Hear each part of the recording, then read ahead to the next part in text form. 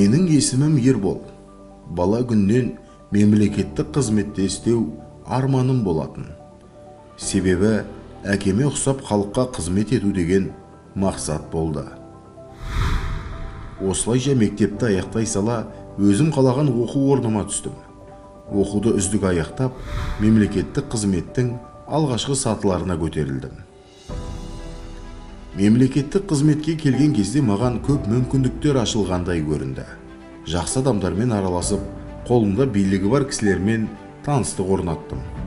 Осылай күндер өте берді.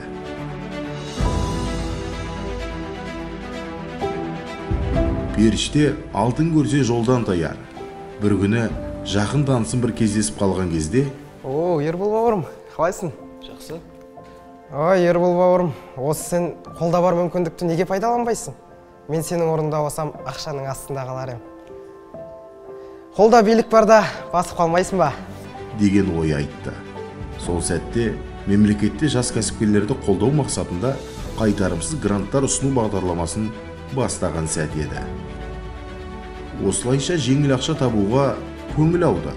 Оның үстіне заң аясында шешілетін шаруаны заңсыз бітіріп, мемлекет берген мүмкіндікті алғысы келетін таныстар да көбейді. Мен де осы ұрымтал тұсты пайдаланып, қалтамды қампайтқым келді. Осылайша бірінен соң бірі клиенттерім де келе бастады.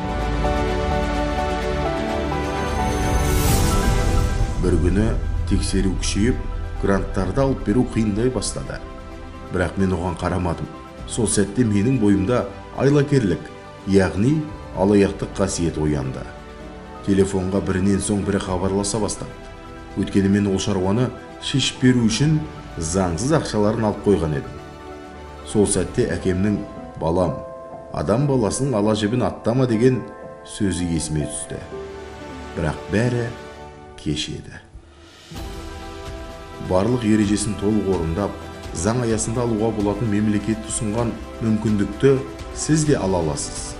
Ең бастысы, жеңіл жол іздеп, мен сияқты алаяқтарға алданбағанымыз абзал.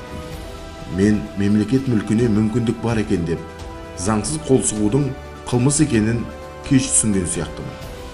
Ал кез келген қылмыстың өтеуі жаза.